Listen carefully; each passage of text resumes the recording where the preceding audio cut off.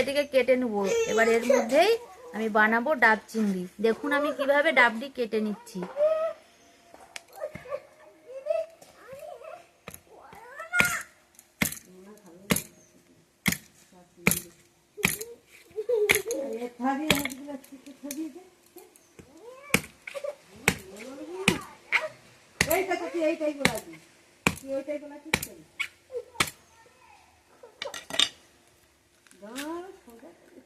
ডাবটি কেটে নিয়েছি আর মুখটা ঠিক এইরকম রেখেছি। এবার এটির মধ্যেই চিংড়ি মাছ দিয়ে আমি ডাব চিংড়ি বানাবো। দেখুন বন্ধুরা, আমি এত বড় বড় চিংড়ি মাছ নিয়েছি। এটাকে আজকে আমি ডাব চিংড়ি বানাবো এটা দিয়ে। দেখতে থাকুন আমি কিভাবে ডাব চিংড়ি বানাই। আপনারাও বাড়িতে এইভাবেই চেষ্টা করবেন যে কিভাবে ডাব চিংড়ি বানানো যায়। সবসময় তো আপনারা চিংড়ি মাছ খান একই ধরনের, তো আজকে নতুন ধরনের একটা চিংড়ি মাছের রেসিপি বানিয়ে আপনাদেরকে দেখাবো। চলো চালিয়েছি। এটা আমি একটু ম্যারিনেশনের জন্য নুন আর হলুদ দিয়ে দিচ্ছি।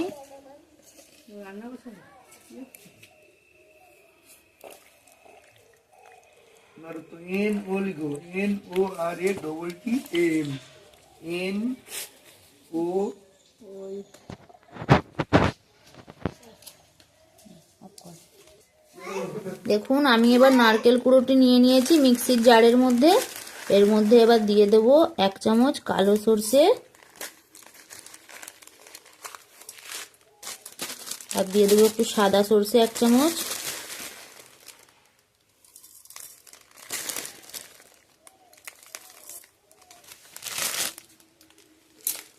আর দিয়ে দিচ্ছি একটা কাঁচা লঙ্কা। আপনারা আপনাদের ঝাল অনুসারে কাঁচা লঙ্কা দেবেন। আমি কম ঝালের জন্য একটাই কাঁচা লঙ্কা দেবো। এবারে দিয়ে দিচ্ছি এর মধ্যে ডাবের জল দিয়ে আমি এটিকে ব্লেন্ডারে একটি মিহি পেস্ট করে নেব।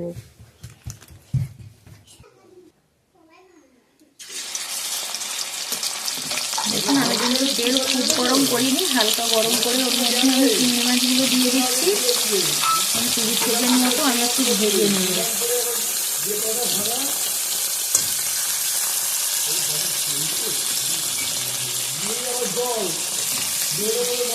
হালকা উল্টে পাল্টে ভেজে নিচ্ছি।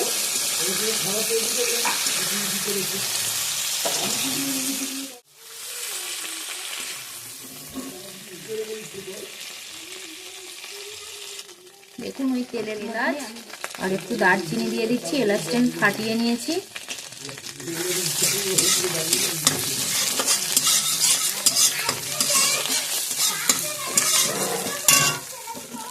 একটু নেড়েই আমি এর মধ্যে এবার দিয়ে দেব আদা রসুন এবং পেঁয়াজ আমার বাটা ছিল, আমি দিয়ে দিচ্ছি। কাঁচা গন্ধটা যাতে চলে যায় সেই জন্য আমি একটু ভেজে নিচ্ছি।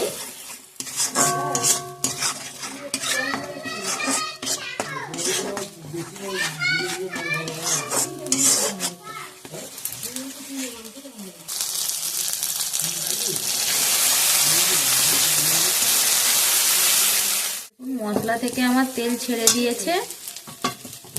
এবার আমি এর মধ্যে দিয়ে দেব বেটে রাখা নারকেলের শাঁস এবং সরষে কাঁচা লঙ্কা বাটা আমি দিয়ে দিচ্ছি।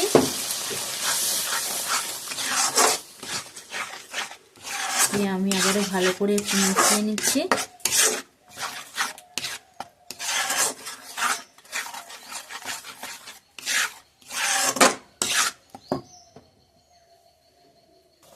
দেখুন নিয়েছি কিছুটা চিনি, স্বাদ মতো চিনিটা দিয়ে দিচ্ছি।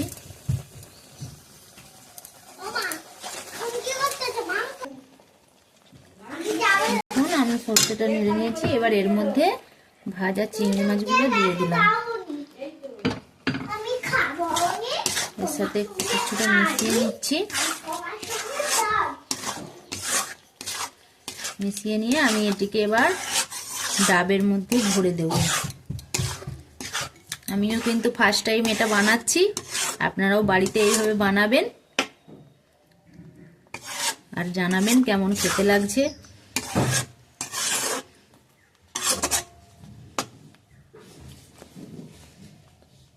আমরা তো অনেকভাবে চিংড়ি মাছ খেয়ে থাকি, এইভাবে বানিয়ে না হয় একবার খাওয়াই যাক।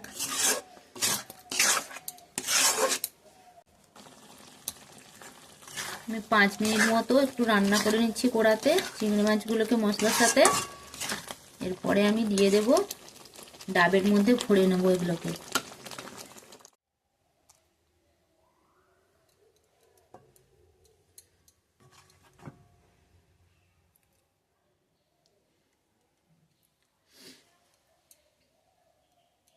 দেখুন আমি ভরে নিয়েছি এইভাবে।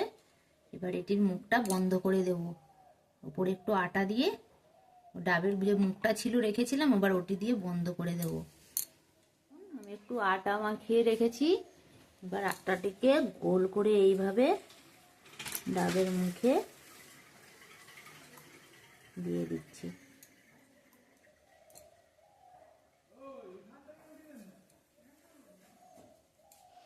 এবার আমি মুখটা বন্ধ করে দেব এর মুখটা দিয়ে ডাবের।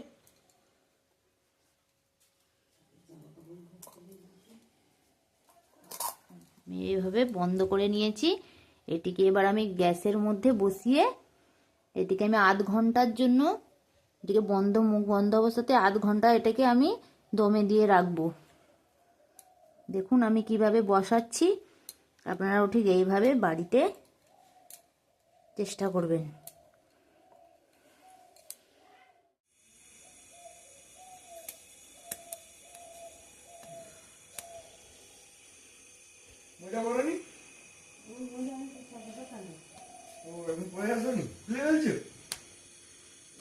বা 30 মিনিটের মতো আমি এটিকে এইভাবে আগুনে পুড়িয়ে নেব।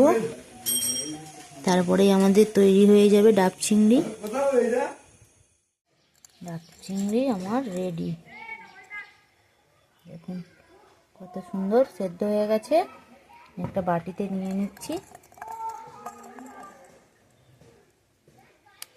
আপনারাও বাড়িতে এইভাবে বানাবেন, খুবই সুন্দর লাগবে খেতে।